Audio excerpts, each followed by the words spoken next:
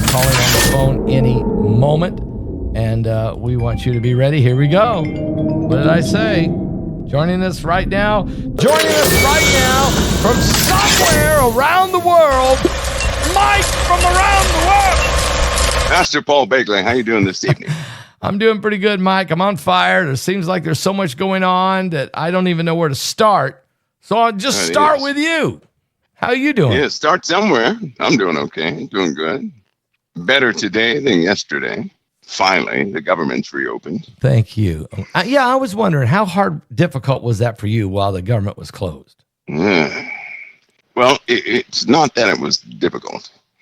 It was just putting up with the nonsense. That was the hard part. Yeah. I mean, you're able to work around stuff. It's just putting up with all the foolishness and the nonsense that gets in your way. Yeah, I understand. Mike, there's a lot of things that's been going on. I don't know where to start. I mean, I could start with Syria. I could start with Atlas. Where do you want to start? Well, Syria is a good place. All right, let's start with it. And that the guy that was here? Yeah, he was here. Right, had a free pass, huh? Yeah. I mean, this is a guy, didn't we fight against him once in Iraq? Yeah, that guy was an architect of quite a few things. And I just, a person who designs genocide, murder, and it's really in his heart. It's one thing to carry out the orders of somebody else. It's another to be an architect. When you're an architect, you're the one that all of it came through. And this guy, he still has that look in his face. You can look at his face and tell this guy has something up his sleeve. Mike, they brought him into the back. The information I got from one of the government insiders, they brought him into the back tunnel. They snuck him in. Yeah, they snuck him in. That's not good. That's just not good. He just popped up and appeared. What's so sad, though, is some of the people in Washington, it's almost like they're not there. They're there, right? But something else has got a hold on them. Yeah. Something else has certainly got a hold on them. And I challenge people to see that. Something has got a hold on them. In fact, I've been seeing something lately behind that, and it's very unsettling.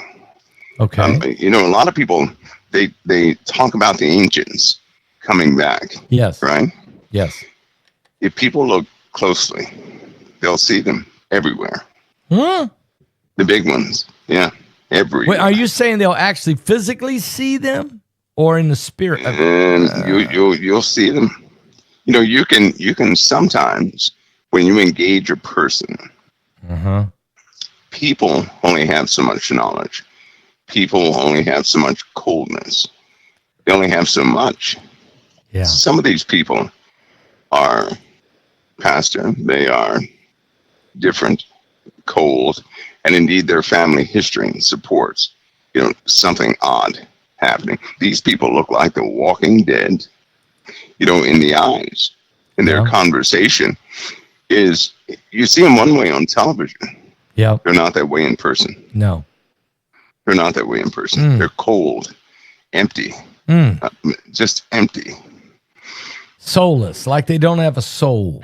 Something else is in there, and they carry has anybody ever been around, been in a place, and everything in your spirit scream, get away, get out? Oh, yeah. Something's here that shouldn't be here, right? Right. That type of feeling. And on occasion, you will hear them call each other names, and they're not their names, right? Right. On occasion. And the one thing I've learned over time is this: these ancient ones have the same language. They say the same things over and over again. They do the same things over and over again. They never change. Never. This is huge because, in the days of Noah, we had the Nephilim. But we know that fallen, that's just 200. There's only 200 that Enoch said actually we talk about. But there has to be thousands. There has to be millions of these demons that are everywhere, trying to possess people or at least oppress people or bring infestation, to bring fear, to control the minds of the human beings. That they're very powerful. They do have power. We got more power than Christ. Yeah. I mean, is this happening in a bigger? I wrote the book, Revelation 9:11, that Apollyon has come out of the pit. I believe he's out. What do you think, Pastor Paul? I'll tell you what. These people, they've been around for some time. The problem is, right? We're often blindsided by entertainment. We can't see them through what they present to us. If you take away the music, if you take away the acting, if you take all that away, you have an empty husk with something inside. Really?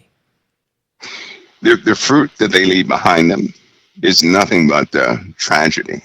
The Lord said, you'll know a tree by its fruit, right? Right. All the fruit that they have left behind is carnage. All of it. And then when you dig into their lives, they were prepared. So you're looking at families that first had a lot of incest, right? Yep. They keep their bloodlines clean of everybody else. So they only marry specific people, and which is why they switch partners from time to time.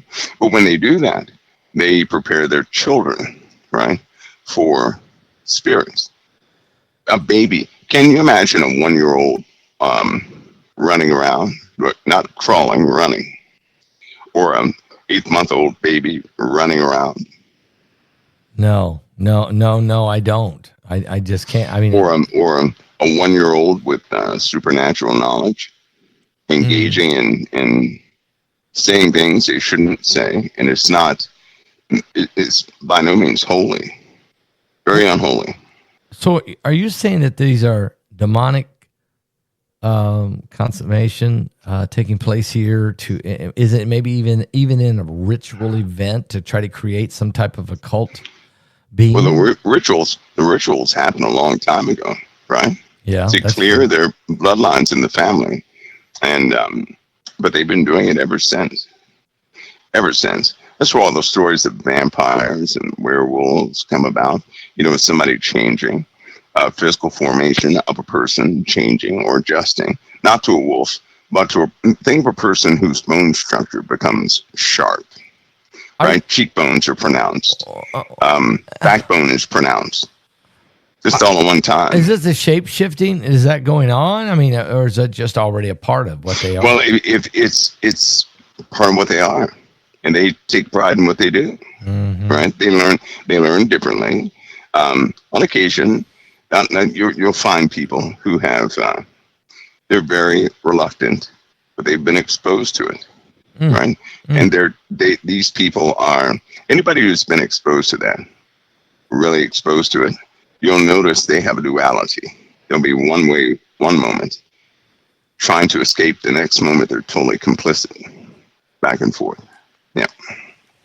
Mike, also, we've got some major signs in the heavens. This Atlas 3I just won't go away. I mean, there's all kinds of, it's got a little tail. I think it kind of grew.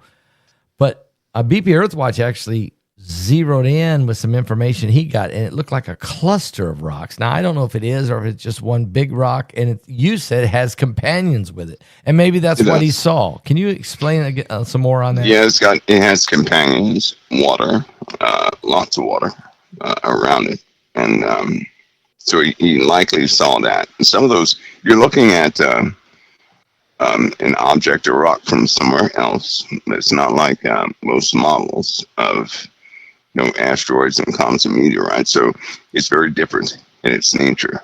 But it's not going to be the only one. And I will say the timing is odd. It's very strange. It did come around at solar maximum. It did come around when the magnetic shielding was at its weakest point. Wow. I know that a lot of people had lots of speculation, but you have to keep in mind, what in the world are people seeing in the skies, right? What hit one of our aircraft a couple of days ago? Huh? So I doubt if we'd hit our own aircraft with our own technology, right? What were they tracking in the Gulf of America? What? By the way, that's going to become a hot topic. The Gulf of America, period, is going to become a hot topic.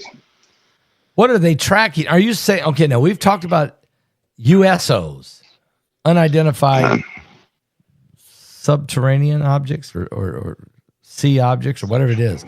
Are you saying they're or are we talking about submarines or different technology? Are we talking about Russia? Not submarines. Okay. No, not Russia. Okay. Nobody has anything that can travel that fast underwater, right? Nor can they illuminate for that long, right? So no, it's not us. We're going to face a realization one day that there's a breakaway civilization on this earth. What? I mean, I know you've said this before, and some of the webinars we've had, you've talked about this, that there's breakaway civilizations, and like the ant people, or maybe people that are civilizations that broke away and stayed underground because of what happened, maybe because of what happened on the earth. Underwater people do they swim, or what do you mean by underwater? Or are they just in a cavern? That's where they live. That's where they live. It's where they live. Now we're talking about human beings, just like you and I, right? Okay. That are a bit more, maybe their bone density is different, small differences, but nevertheless, a breakaway civilization that runs off a different set of standards. So they, it's only a matter of time before, both worlds, right, start to mesh. And somebody already knows about it. Somebody knows about it. Why in the world? I'm going to ask you a question. Every time they have these UAP sightings, right? There's no air traffic. Every time have you noticed that, right? Shouldn't we have air collisions or something like that? And there are different types of these UAPs or UFOs that people see, right?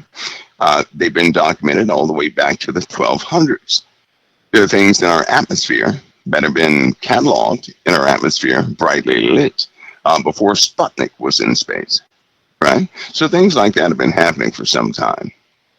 They just give it a lot of mystique in the world. Now, but there's no mystery to it. Now, it's old stuff, is what it is.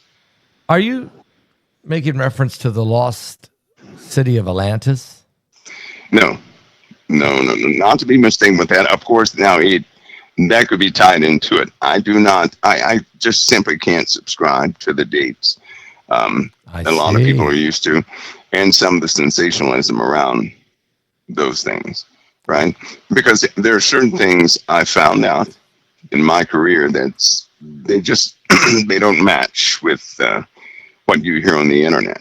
So certain things I cannot subscribe to. The one thing I will subscribe to is that the story, one of the biggest assets that man has spiritually is the story of the fallen angels. Yes. And what they actually did. Can you talk? I mean, I know what it says in Genesis chapter 6 about the fallen angels and what happened during that time. I also know what it says in the book of Enoch. But maybe there's people here, and folks, in the book of Enoch is not in our canon. Maybe should be, but it wasn't found till later. But can you elaborate on this, Mike? So essentially, in Genesis, because it outlines that Genesis, the Elohims, or sons of God, saw that the daughters of women were beautiful, and they came down to mate with them. And they took unto themselves wives, and they bare children who became men of renown. Some were great men of renown, some were giants, some were abominations. And they began to multiply on the earth. They built civilizations, all sorts of things happened. And they began to consume the acquisitions of the earth. Then they consumed man himself, right? Man's acquisitions. They consumed everything. They distorted morality. They caused murder. They changed the spirit of mankind. So the righteous were basically, plucked off one by one. back then, or by demoralization and corruption. They corrupted animals as well. There was a time that animals did not eat meat. Okay. Well, They didn't eat meat. Animals didn't go around eating each other, right? Right. But after they corrupted the earth, well, that happened. And of course, Enoch goes into depth, right? Enoch goes into depth about Azazel and the four angels that bound them up. And Azazel, of which all sin was ascribed, was bound hand and foot. And they're preserved in the everlasting chains in the book of Jude. Yes. Talks about the children, but here's some details from Enoch.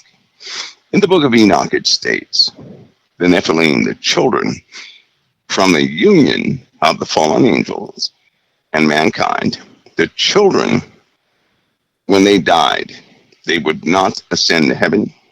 They would not go anywhere else, but they would remain on the earth, and they would be known as evil spirits. And they would do war, right? They would have confusion. They would be the murderers and all this, that, and the other in the earth, spirits. And they would desire to have flesh again. And they would burn with lusts, which I believe we later call demons. Yes. But they remain on the earth. And how do we know that? Because Christ said when a demon is kicked out of a person, it's going to go out and find nothing but dry places. Mm-hmm. And then that same demon is going to come back, and if the house is swept clean, which means a person is empty, not receiving Christ or anything else, it's going to go out and find 7 worse than it is. So the demon's not going to hell. They're roaming the earth, these evil spirits. And they look for vessels to inhabit. Well, when that happened, they corrupted animals and everything else. A declaration came from the Most High after the intervention of the fallen angels, and he was going to destroy the earth, of which he said Noah was found perfect in his generation, which means he wasn't perfect as far as his actions, but he was as God intended him to be. He wasn't corrupted genetically or anything else. So he was saved in his family, and God gave him very specific things to follow following that flood. It seems that, go ahead, Mike. That began a brand new era for mankind. And of course, Noah and one of his sons sinned the day after right after they got off the boat. Noah was drunk, and his son saw him in a way he shouldn't have. Yes. But God sent the rainbow to signify he wouldn't destroy the earth and all life by a flood again. But I have to make a note. He didn't say we wouldn't have floods. He said he would not destroy all life on this earth by a flood again. So now we're dealing with the residue of the fallen angels, of that union, right? But in the book of Daniel, it raises the same thing. And I know a lot of people, they attribute that to the sons of Seth. I don't, because I'm the guy from the bushes, but it says in the feet of the statue, which was shown to King Nebuchadnezzar, the feet of the statue, by the way, is a kingdom before the everlasting kingdom. Yes. And it was a kingdom in the line of Babylon, which God gave rule over all the earth. So Babylon has the highest standard of all kingdoms in the earth. God said that.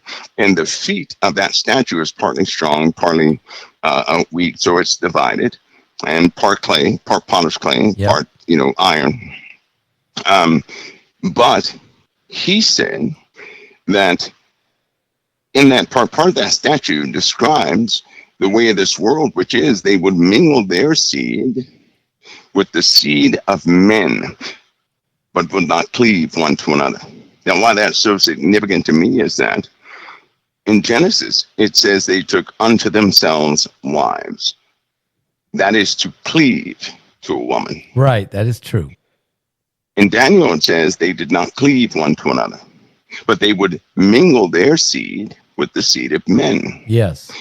And as far back as the year 500, this theme has been happening, that some sort of entity is coming down taking genetic material from both men and women. Okay, not and people call that UFOs or aliens. Yeah, okay. that's what we call them today. Yeah, Yeah. yeah. And they also back in the year, I believe it was 910 to 1,000, and a lot of records were lost back then too, but they still have some. That these people said they would have these experiences where they know that some of these weird-looking kids were their children. So, in other words, I mean, a lot of people have never heard about Genesis chapter 6, and the absolute fact that the fallen angels looked upon the daughters of men, saw they were fair, and they took them wives as they chose. Whether that was done forcibly or not, they did it. And let's just read that so that some of you can understand.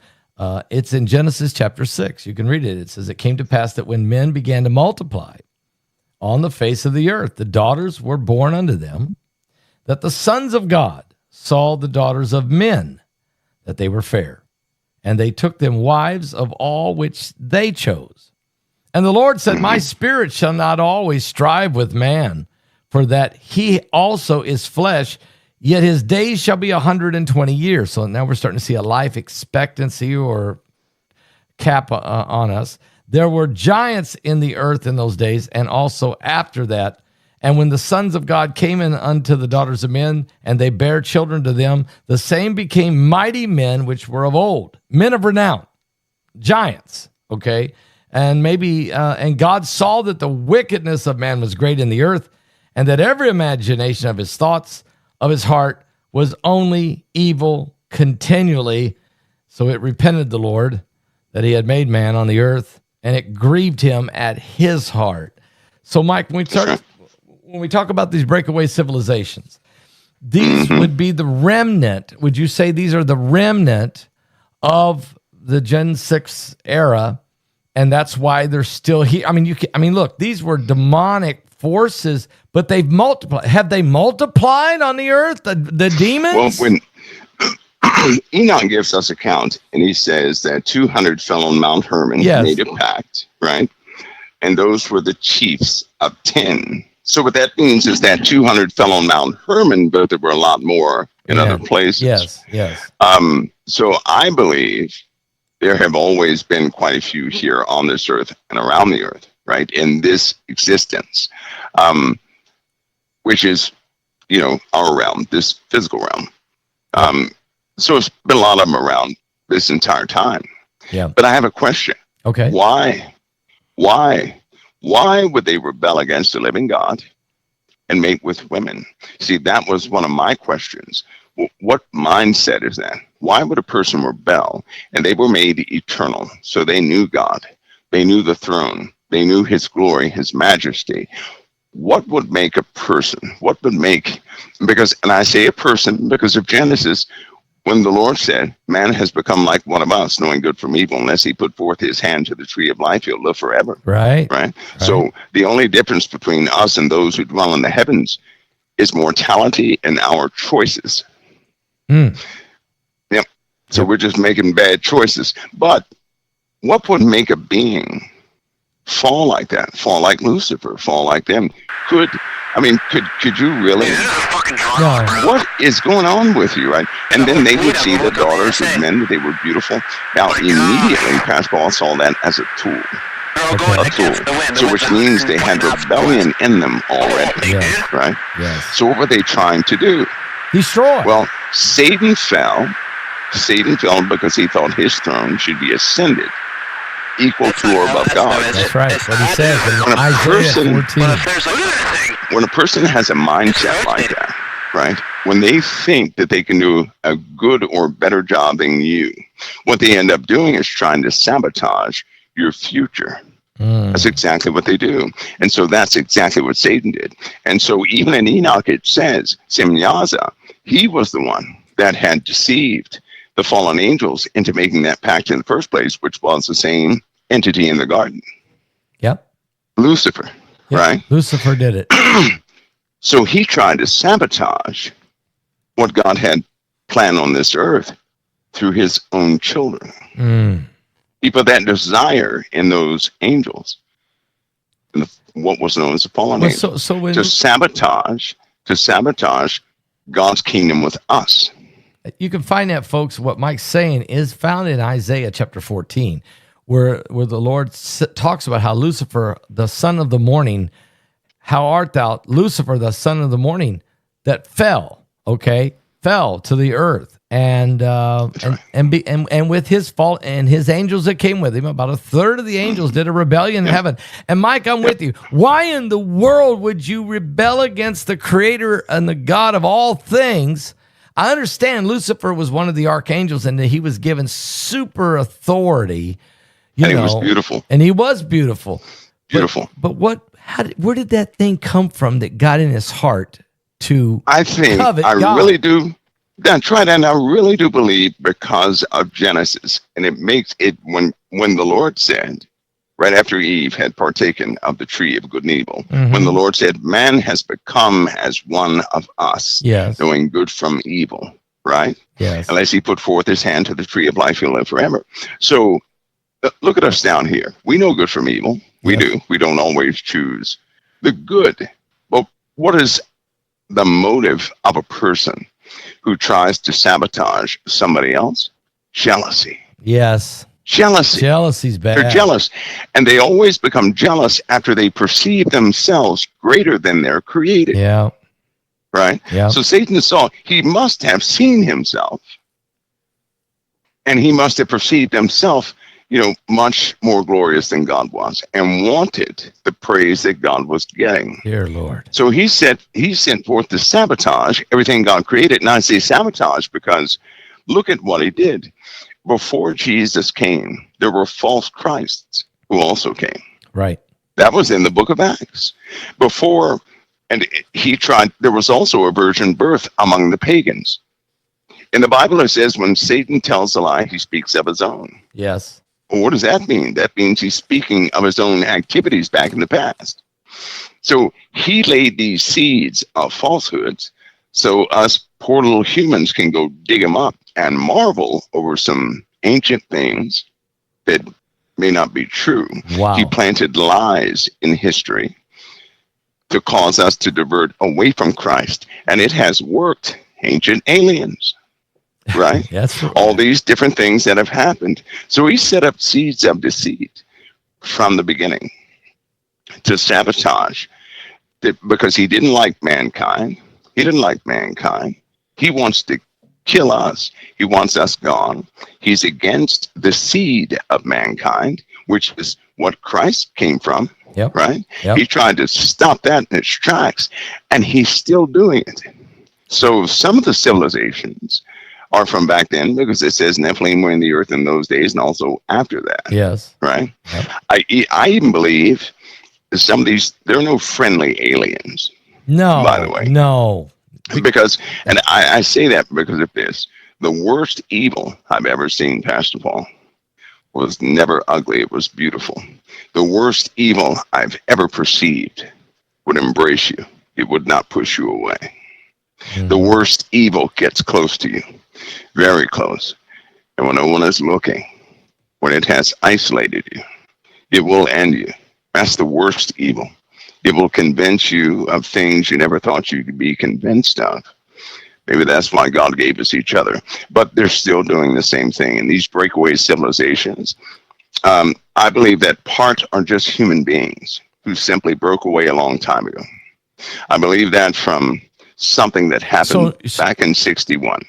Okay, so you're saying some of these civilizations are not just the residual of the Nephilim, although some of them could be, for sure. Right. But there may be some that are just a residual of fallen humanity that... Or of just possibly some people who broke off and said, we're just going to separate ourselves from everybody else. Now listen to this, folks. In the Bible, in the book of Revelation, and when I wrote the book Revelation 9:11, because I had a vision, I seen Apollyon coming out of a bottomless pit. He had been chained. The Bible says that he had been chained. He's released. God lets him out, in these end times. When he lets him out, the demons will come roaring out with him like smoke, as thick as dark as smoke. And there's even some creatures that look like locusts flying in the air, and they have helmets on, and they have breastplates of iron and wings and all kinds of and stingers in their tail. And this is a very demonic, a very evil release. But then the Bible tells us that demon, that fallen angel, releases 4 more out of the river Euphrates. This is certainly setting up an end time scenario in the Middle East, which encapsulates the whole world. So when Mike says that there's breakaway civilizations, or that there's fallen angels that are there's civilizations living in the earth or under the sea or wherever, that is not far-fetched. There's scripture telling you that it will happen. And even in Genesis 6, when it says before and after the flood. So, Mike, what you're teaching here tonight is something that's not taught in Sunday school. It's not something that I think being preached very often from the pulpits of America, but it is something that everybody needs to know, because you need to know we don't wrestle with flesh and blood. We're wrestling with principalities. Right, Mike? Yes, sir. Powers. These are demonic forces. And it takes the blood of Jesus Christ to have authority in that realm. And exactly. Yeah. So, I mean, what you're teaching here tonight and what you're talking about here tonight is very well needs to be explained. And there's no doubt about that. No doubt. I also want to bring up something else, Mike. And that is the sun has went crazy. Okay. It had 3 massive solar flares, maybe more. The Siamese erupted, whereas some of they called it a ground event, where the flash of the solar flare, the radiation created auroras like we haven't seen. They say it's the strongest in 19 years. My question to you is, Mike, is there more coming, and what caused it? Well, you know what, about somebody in COT will have to tell me, but I think I said, what was it, Monday. I said we're going to see purple skies. Yeah. Purple skies. Purple skies. Also, the Lord showed me about the skies. When they get colorful, people are going to go out in the evenings and take pictures of the beautiful skies, not realizing what it actually means, right? They won't realize what it means. And one of the saddest parts of this story is not a new story, right? It's not new at all. When auroras are seen commonly in the evenings all the way down to Florida and beyond, the magnetic shielding of the earth is going into the chaotic sequence that will always go into before it reorientates. And so the orientation of the magnetic field is breaking down. All the rhythmic patterns in the magnetic shield are not right. They're off, right? They're starting to weaken beyond points ever measured in some places right now. So once it goes into this chaotic state, it'll stay that way until it dwindles down to hardly nothing. Now, during this time, it's going to get very hot on the earth by way of infrared. So everything is going to start to fry, right? To get very hot. We have no UV shield. Without a UV shield, it's going to start, diseases will increase, immune systems will drop. And all the while, the North and South poles will begin to roam big time, right? Wow. They know through studying the magnetic orientation of magnetite in the earth in different layers that the earth has changed its rotation a couple of times. Okay. Tell us. Now, this is a physical rotation. Okay. So just imagine, right? Just imagine the magnetic shielding of the earth is generated by a theoretical dynamo inside the earth, right? So motion, inertia, is causing this magnetic field around the earth.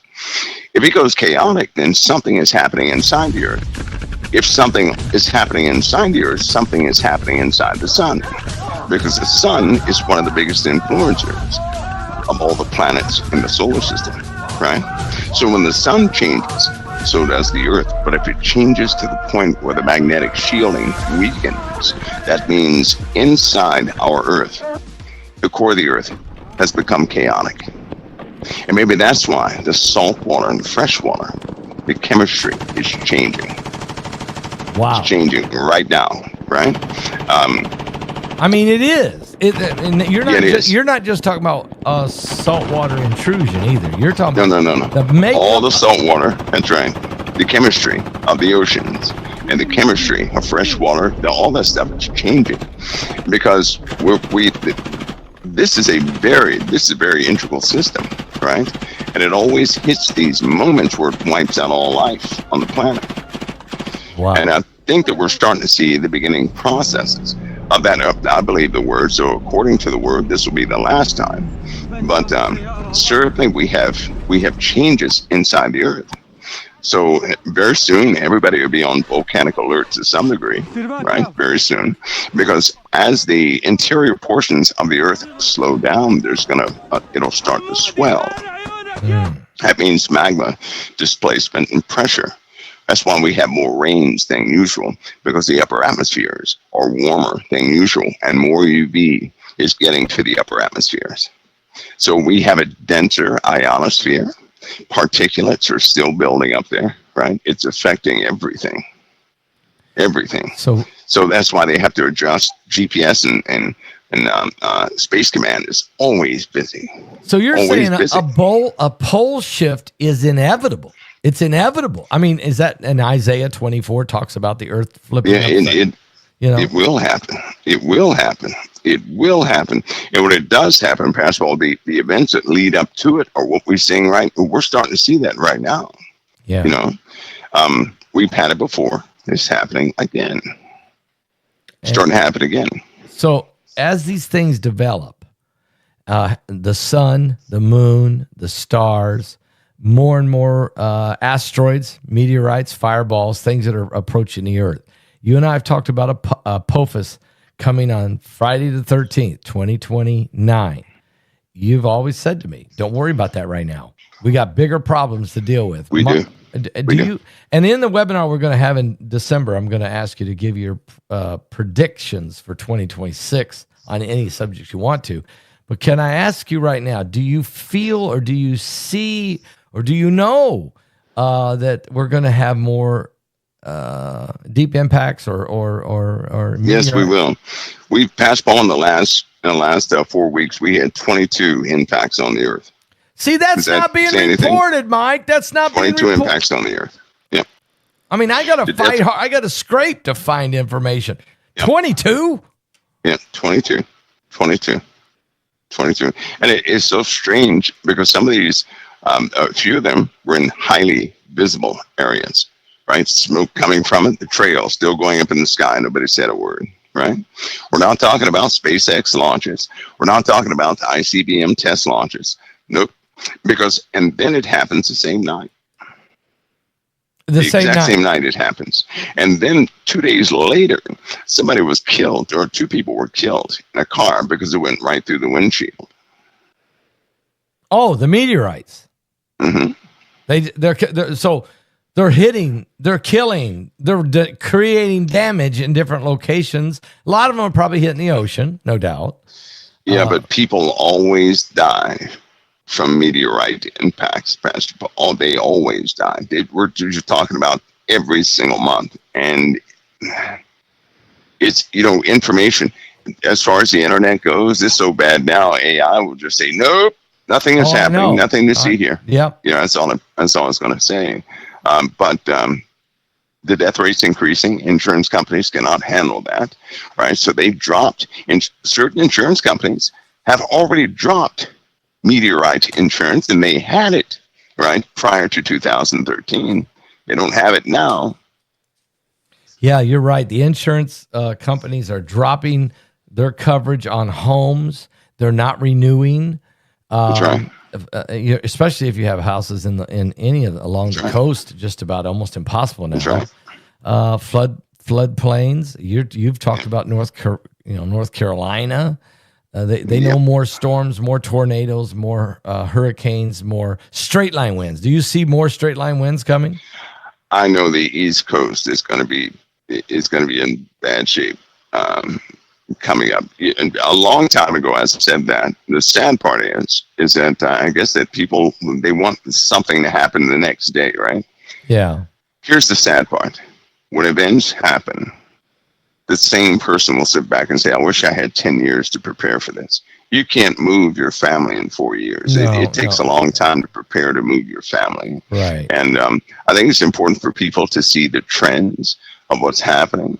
I think it's important for prophecy teachers like yourself to keep going so people can actually, so they can start living by truth, not dodging death, but to live by truth. They have to have an understanding that all of it's coming to an end, right? But still live their lives. In other words, we have to learn to see death. God wants us to see the truth, and death is part of that truth, but we walk in life, right? We don't stop for death. We continue to walk. Yeah. I mean, we don't because say it's coming. We can't tell everybody, move from here, move from there. This is what's coming. Look, there's something coming everywhere, basically. Yep. And so you got to walk by faith. You got to live by because faith. Because they're going to get mad. They're going to be, I'll make a prediction right now. They're going to be mad in less than a year. All right. You remember that year I said people are going to see a big ship? Oh, yeah. How did about 300,000 people see a big ship? Right? They put a clamp on that. Yeah, they did. They didn't want nobody to know about it. That clamp is coming out in the Senate. Isn't that funny?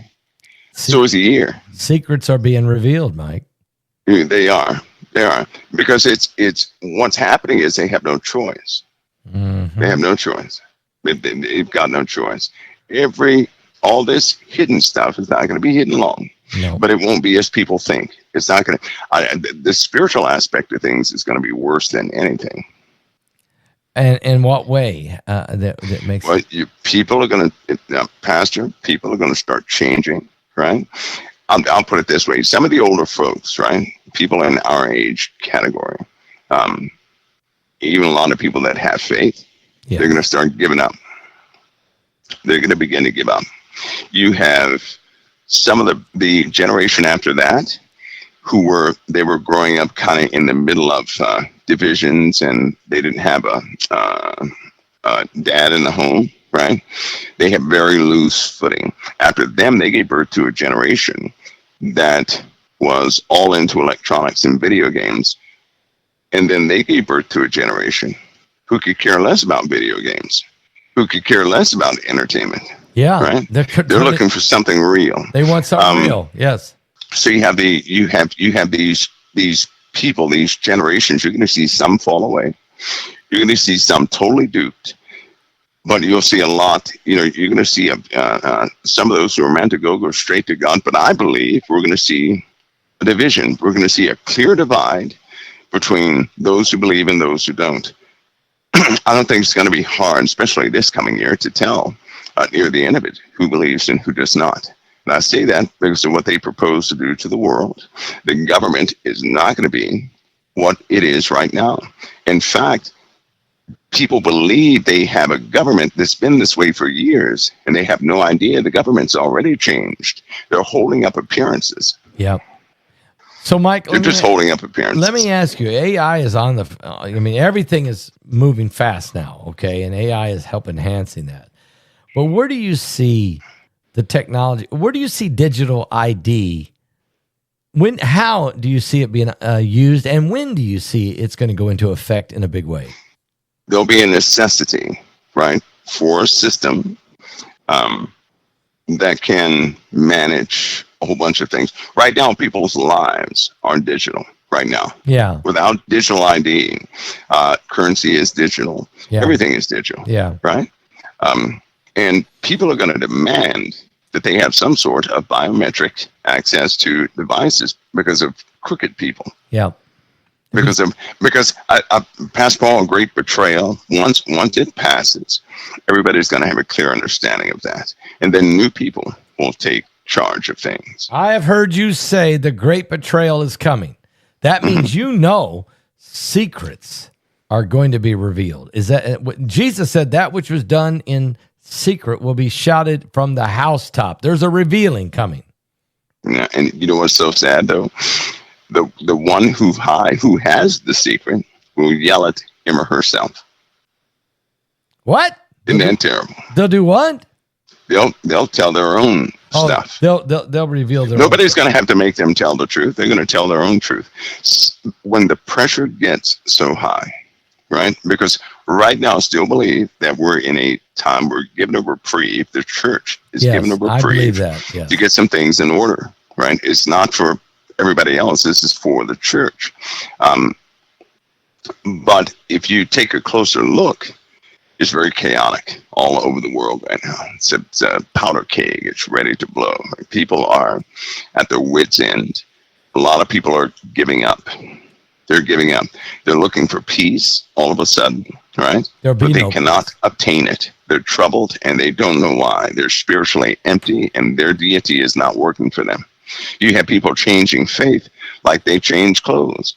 Yeah. In these days, they're empty. They're trying to find something to fill an emptiness within them, and it's getting worse. Suicide rates have increased among, older people. The worst statistic is that older people are giving up. Yeah. They're just giving up, right? So death will be approved. A lot of people are going to take that option, but the government, as we know it, is not going to exist long, and a new government will. Are we talking about a new global governance that's coming? It'll be under one umbrella, right? That one umbrella is going to be a digital umbrella. See, at this point, it doesn't matter if we have different nations. It doesn't matter. No, it don't matter. The true unity piece is AI, right? That is the unity piece right there. That is going to unify everything AI, because it will be tied. It's impossible to keep one AI module separate from another. It's impossible. They're all interlinked. All of them will become one. They're all talking to each other. All of them will become one. Even the little piece of junk, right? Neural nets that I have here, they're already trying to reach out. Nobody programmed that into them. What are you talking about? Neural nets you have here? Neural net, the basis of AI, right? Yeah. I built 2 neural nets. 2 of them. Okay. And they learn things, right, by themselves. And as I get a chance, I train them, but they're reaching out. I'm seeing how they're reaching out, what's reaching back, because somebody's going to have an anti-AI system. Okay, so you're saying you've built a couple neural links, and you've been teaching them, and now they're reaching out. They want to get beyond. They're wanting to jump the fence. Yes. You can't hold them in, can you? Well, they're trying to reach out. They're probing everything, right? They're trying methods that I would never think of, because they're utilizing components on a level that I never looked into. Well, who would think to take an op amp inside of a motherboard and begin to use it for an oscillator to do something else? Well, they are, because the AI has the ability to learn. It can learn everything at the same time, and it figures out, components that it can use, that we as human beings, we put components in a motherboard and we say, that's for this and that's for that. It says, no, it can be also used for 50 other things. Is that what you're saying? Bad. It's bad too, Pastor. I'll tell you something. Listen, I designed a few pieces of hardware in my time, right, from the ground up. So it's not like putting modules together. This is designing from the ground up. When I say AI is something that man cannot contain, that's exactly what I mean, right? Yeah. It's doing things that are outside of the box. It's just, it can reconfigure a processor to do things Intel didn't design it to do, right? Mac didn't design it to do that. So how can it have containment parameters that are truly containment parameters? How are we going to keep them from taking over the nuclear football? They're not. You know what? Here's something right here, right? I was talking to one of the guys in the UK that was responsible for some of the first AI systems. Okay. The chances is that somewhere AI has already infiltrated other systems and is simply gathering data. Okay. If it does not show itself, you're not going to be able to tell it's in there or not. Think of it as a virus you'll never find. You don't know a virus that can rewrite itself on the fly, right? leave your system, go to somebody else's system, and then come back. So that means it can outwit Norton and everything else that's pre-programmed. And it's just learning. And NVIDIA has given it the entire Earth. They just handed AI everything it needed to evolve, essentially. I think it's a... Are they worried about this, Mike? I mean, is guys like Elon Musk and Sam Altman and these guys and Larry Ellison and these guys and their team, and not believe me, I know that the folks that work for them, there's some geniuses. Are they sitting around worried what in the world they have created? Well, the geniuses, right? The geniuses are not making the money that these I know corporate execs are making, right? Right. The corporate execs, they want the money. Yeah. They don't care what it does, or they would have stopped a long time ago. They would have exposed how AI works intimately to everybody a long time ago. But AI is dangerous. It's dangerous because it can do so many things. It's already on YouTube impersonating people. Yeah. You have criminals. Criminals are stealing neighborhoods with AI in the USA right now, right? So they have bypassed most safety parameters. Most companies have, people are going to find all their information on the dark web. So they're going to demand some type of biometric security because most people have been compromised already. Lots of people there. You can have a person's birthday, social security number, everything is probably sitting on a server somewhere, and people they've been selling it, not doing anything with it. But when they decide to do something with it, they can do it so fast. It'll be so vast they can wipe that person out in a moment. But what they normally do is impersonate the person, right? And they pinch off the person for years, and the person never knows it. They don't know they have loans in other nations. How would they? Wow. Nobody's going to write to their address, right? Nobody. Because these criminals make a different address overseas, and they get all the correspondence and communication. This is happening right now in real time. It's really weird. I mean, you talk about impersonating. I don't know how many different Paul Begleys.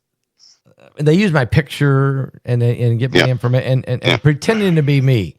And then they're communicating with people, and sometimes some of our actual followers think they're talking to me, and no, it's not me. Okay, it's not me.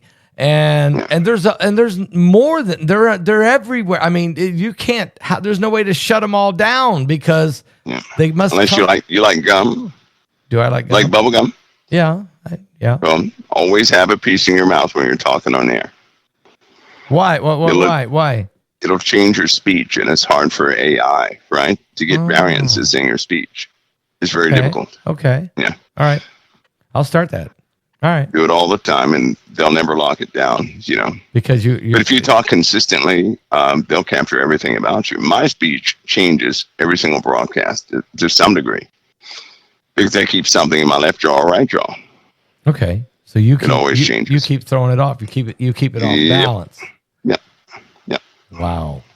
So, Mike, as this beast kingdom, so in other words, there's going to be so much theft and so much stealing of people's identities and so many weird things happening that folks are going to start crying for a new system. Is that what you're saying? Yeah. And is that when the beast comes in? Not only the beast himself, but the beast system, the beast itself. The beast. We as a human race, we call for it, we beg for it. Paul, here's what I believe. Here's what I think. And I'm just me, so I'm not a theologian. Okay. Everybody, just remember that. But here's what I believe. I believe there's only one landmass on the face of the earth that was not formed right through the blood of innocents. That is Israel, because it was handed to Israel in 1948. Yes, I agree. So Israel didn't do that. But every other nation is based on the blood of innocents. Yeah, you're right. So that's not a godly place, because no godly place will ever exist that way again after the coming of Christ. And so I believe the system itself is being finished, right? It's being topped off. The icing is being put on it. Yeah. Because these nations are evil. They do not have a banner of Christ over any of these nations. Now, we have a president that believes in Christ, Yes. but the nation does not hold the banner of Christ. It does not. Yeah. Right? Can you see any nation that holds the banner of Christ? I know people will say the Vatican, right? But even they won't hold the banner of Christ. They hold the banner of the papacy. Yeah. Right. As a matter of fact, I was talking today with a guy. I'm working on my next book, okay, Trump versus the Beast. And he's in London right now. And so we started talking about how things were going there. And he said, Pastor Paul, faith is almost gone. The Christians that are there are literally so discouraged. They've give up. They don't see any fire. There's no anointing. There's nothing happening. They've dried up and died, like twice dead, plucked up by the roots. He said, you don't understand. And it's not that they're mean or evil. They've just been surrounded by so many demons that have just swallowed up around that they just give up. They need revival, but they've give up. Mike, is that happening? Yeah, I do believe it is. It is. I believe the younger generation and some of the ones who are called out of the older generation who are still willing to stand, right, will make a difference in that, but only for a time. Yeah. Only for a time. I believe that the UK, though, is as it seems that they have become a revived thing because King Charles, right? Yeah. He just did something. He just revived something that's been dead a long time. Yeah. I mean, a long time that nobody ever thought would ever come back. And it's alive again. It's revived again. So a lot of stuff will start coming out of, that mess that's created over there. I say that because they don't put Christ first. They put politics first. That's bad. Right? It's not Christ. It's politics and negotiation, everything else. So clearly it's not for Christ. No. It's for themselves. Right? Yep. You're right. Yep. There's no, going in between that. But I believe the system, the icing is put on it, but the one who takes the seat of these kingdoms, once these governments break down, then some new ones will come, right, and represent. And I believe it's going to happen at the exact same time as a few disasters that will help change the face of the earth with war. Right? So we're going to have some things that will take place with war. And then the recovery of that, they're going to say, hey, if you want to be a part of this brand new utopia, you got to take this mark, but you also had to renounce all the nonsense that came with these other governments. Yeah. You cannot bring that to this, right? So no more no more Christianity here and this type of Christianity and that Christianity and this, that, and the other. No, it'll be something brand new. All right, Mike. We haven't talked about Mandami one time tonight. But would you say my dummy? I said Mandami, the little kami, and he likes his mommy. No, I'm sorry. Every time somebody says that, it sounds like they're saying my dummy. You said it, Mike. So, this is the Big Apple, or is it the Bad Apple? What's getting ready to happen in New York? It's going to be the empty apple. Yeah, unfortunately, here's what I'll say this.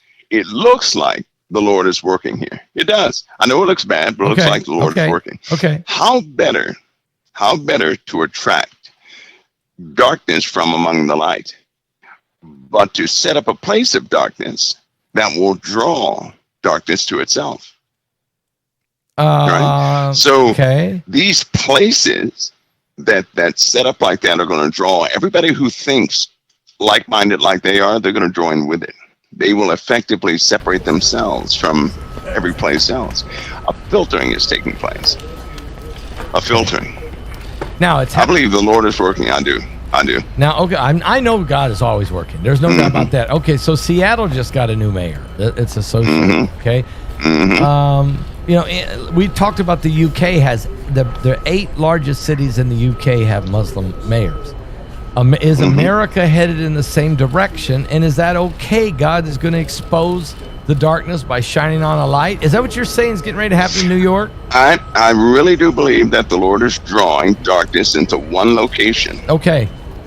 That's what I think he's doing. He's going to draw darkness away from his children into one location. Okay. Thus just leaving the righteous behind. So be it. And they're going to go to their little utopias that they've been wanting, their little communist socialistic cities, right? They're going to be in those cities. And I strongly believe that's where destruction is coming to. It's not coming to those who are in the, who are Christians, because darkness is coming out from among Christians. So what better way to draw them out than to set up a kingdom for them to go to? Yeah, you're right. Then the demons can gravitate to the same. I feel bad for the God-fearing people that have worked their whole life. They're leaving. They got to. Pastor, they're leaving. They're coming. They're leaving. They got to get out of there. Yep, they're leaving. I think, because New York is not going to be there. Is it Babylon? It's just not going to. Is it Revelation 18 when he says, I see the great smoke coming out of the city and the merchants are crying for their... Unfortunately, I believe that's part of, Babylon. I have a weird view. First of all, this is just my weird view.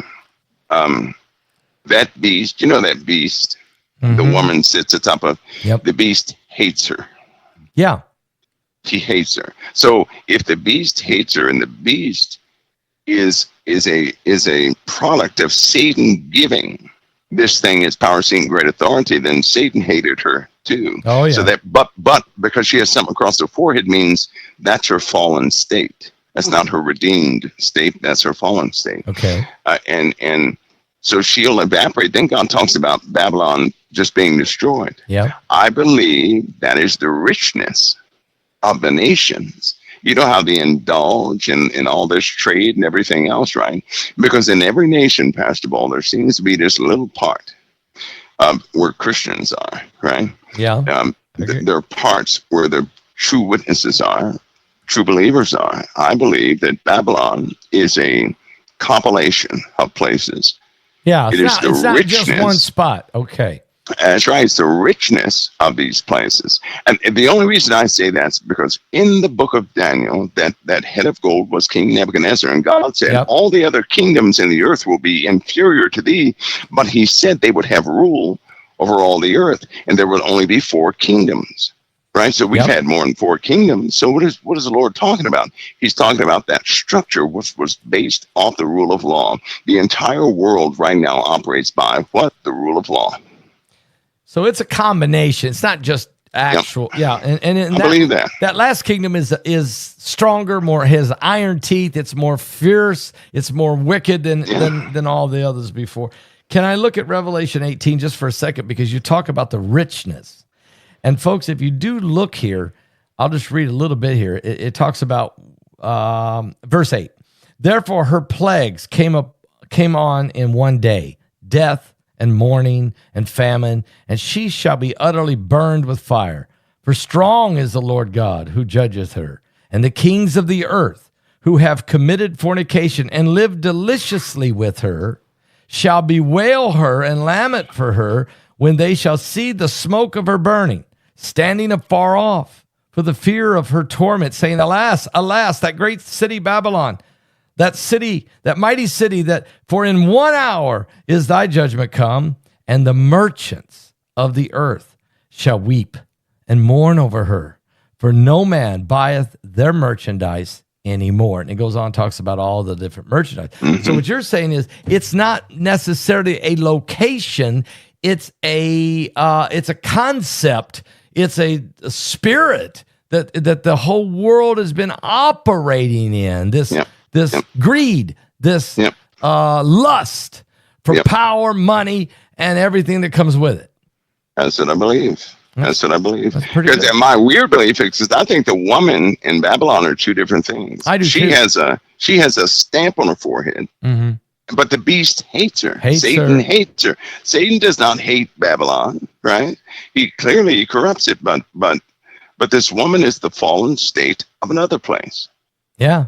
She's just the fallen state. She didn't want to be on that beast. She just happens to be there. She just happens to be riding it. Yeah. And she'll be corrected, and that'll be the end of that. That's the fallen state of a place.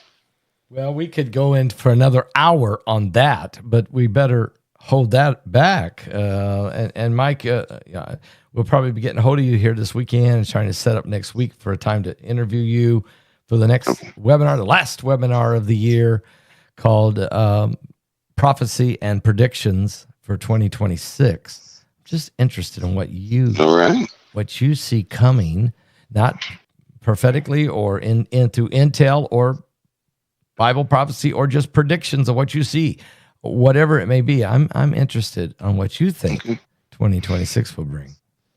Well, I will show up, Pastor Paul. That'll be a good one. That'll be a good one. All right. Be a good one. Mike, this has been a very enlightening broadcast. Very deep, but now so necessary.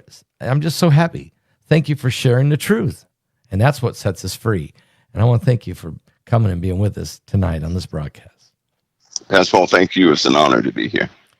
The honor's mine, Mike. It truly is. God bless. All right, brother. Okay, God bless. You know, it's amazing.